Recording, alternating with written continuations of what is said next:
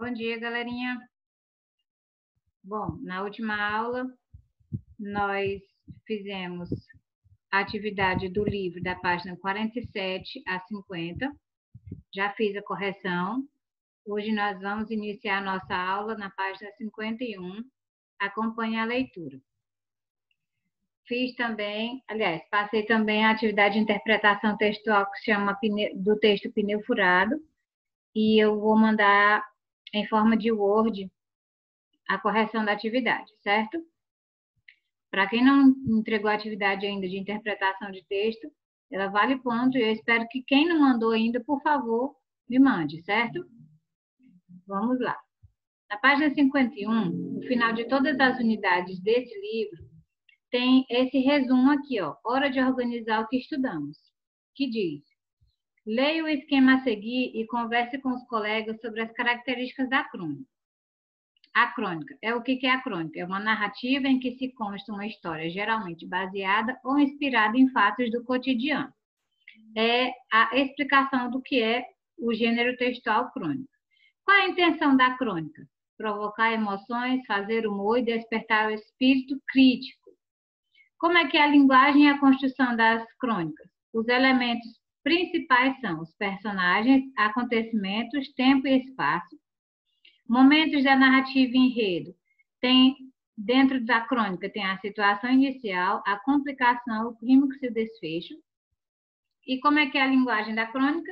É uma linguagem geralmente informal, espontânea, de uso cotidiano, ou seja, a linguagem do dia a dia que todos nós utilizamos. E o leitor das crônicas. Quem são os leitores das crônicas? São pessoas interessadas em histórias inspiradas em fatos do dia a dia. Então, aqui nós temos um resumo da crônica, da explicação. O que é a crônica, qual é a intenção da crônica, como é a linguagem e a construção do texto crônica e quem são os leitores, os interessados pelas crônicas. Agora nós vamos para a página 52.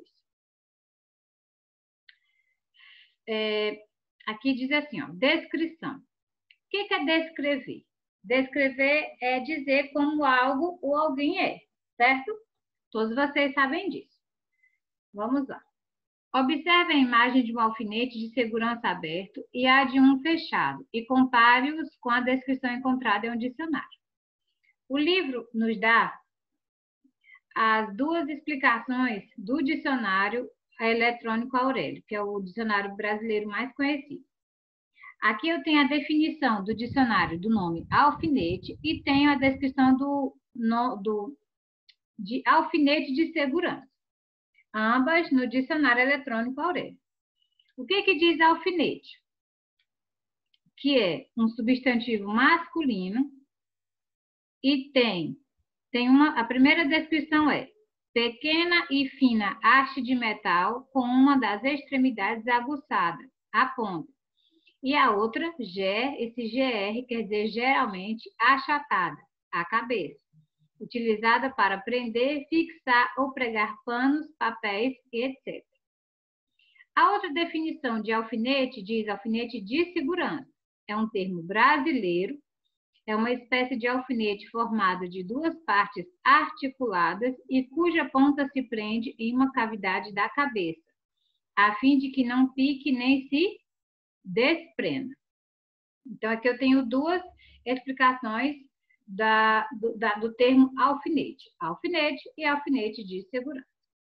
Então, para você saber o que é uma palavra, o significado dessa palavra, você vai ao dicionário. O dicionário é um livro muito rico, um dicionário que todos nós devemos ter em casa. Aqui pede para você fazer uma descrição de um objeto. A tia Lúcia quer que você faça isso. Você vai pensar em um objeto, mas você não vai dizer o nome dele. Eu vou explicar melhor aqui. Como é que você vai fazer?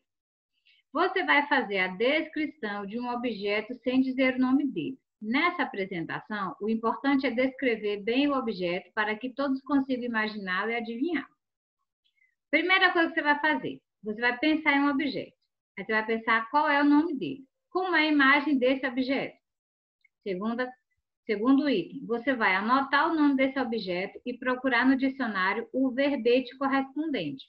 Copie a definição em uma folha à parte e guarde. Como você pode descrever o objeto para que os colegas consigam imaginar? Vamos lá. Essa atividade seria uma atividade oral que nós iríamos fazer em sala de aula. Mas como não é possível, o que eu quero que vocês façam? Prestem atenção para não ficar perguntando de novo. Você vai escolher um objeto, qualquer objeto.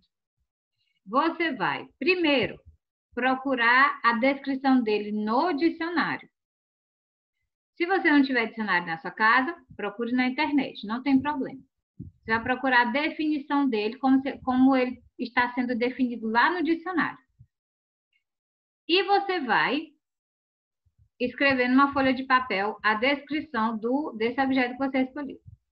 Em seguida, você vai escrever embaixo, como se você estivesse explicando para uma pessoa que objeto é esse, mas você não pode dizer o nome desse objeto. Então, ao invés de você falar para mim, você vai escrever.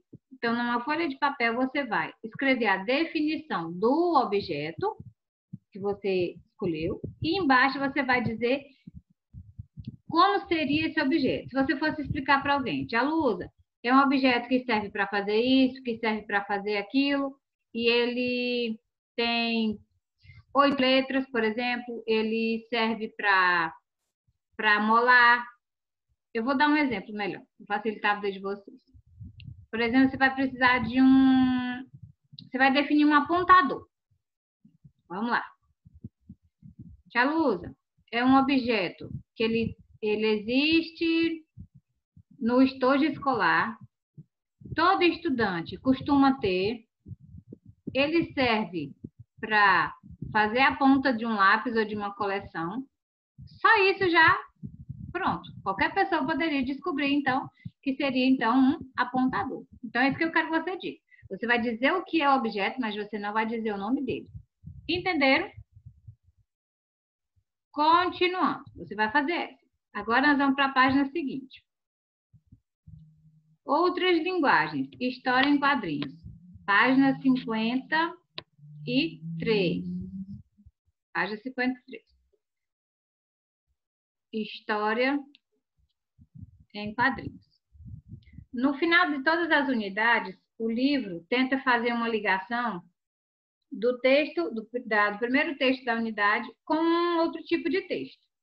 Então, o primeiro texto da unidade, que é o texto que se chama Comunicação, ele é uma crônica.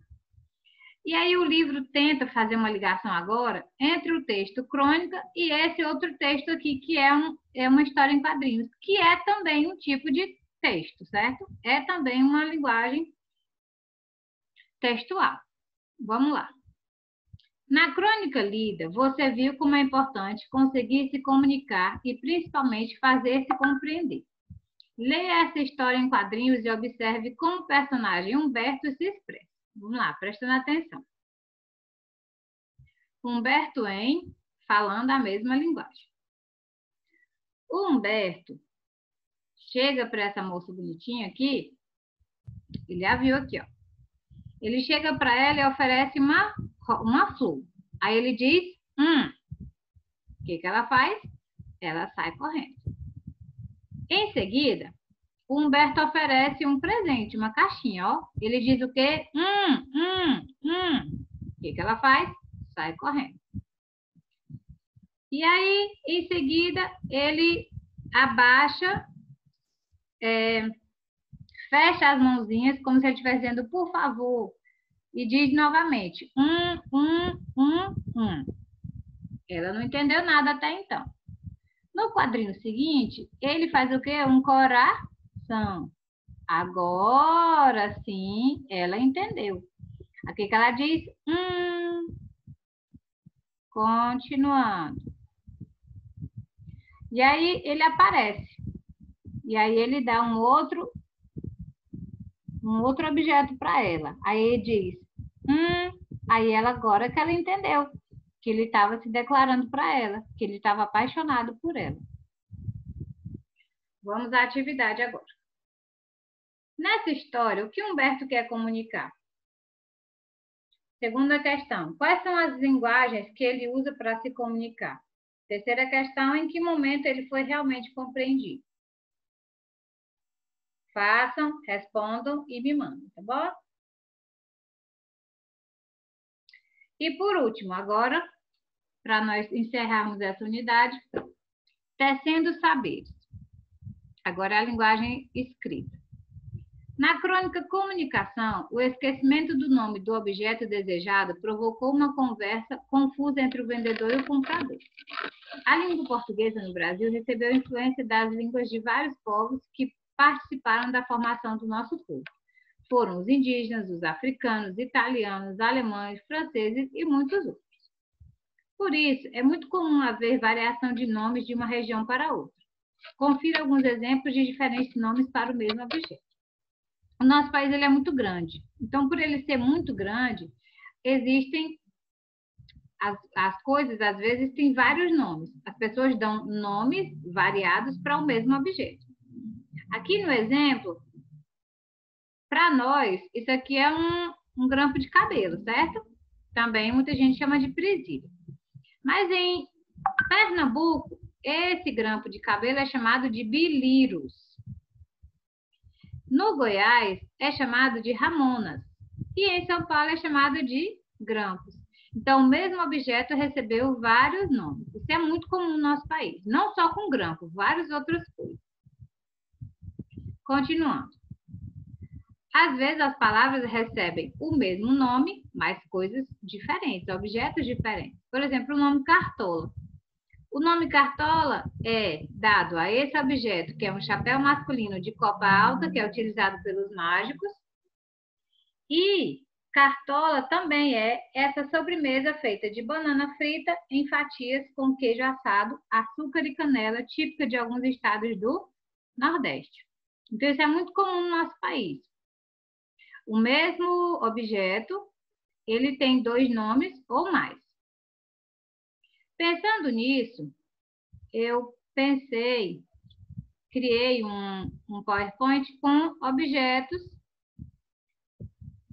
que também mudam de nome. Por exemplo, o nosso pão de sal. Às vezes, a gente chega na padaria e pede, me dá 5 pães de sal. Todo mundo vai entender o que é, né? Mas se você chegar também e dizer, me dá 5 pães franceses, as pessoas também vão entender. Então, aqui na nossa cidade, é conhecido como pão de sal e pão francês. E não é só aqui não, é no Brasil inteiro, recebe outros nomes. A macaxeira, para nós, é macaxeira, mas em outros lugares é também conhecida como mandioca e aipim. Então, o mesmo produto é conhecido por outros nomes em outras regiões do nosso país. Esse famoso aqui, ó, o suquinho, que a gente conhece muito, é muito comum na nossa região, recebe também vários nomes no nosso país.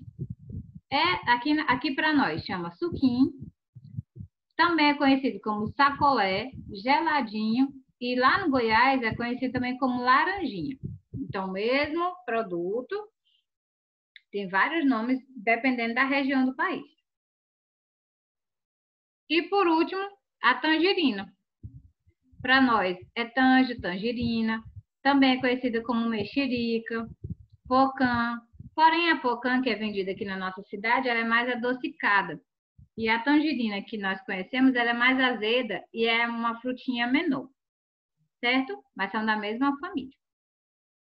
Então, essa foi a nossa aula para terminarmos a nossa unidade.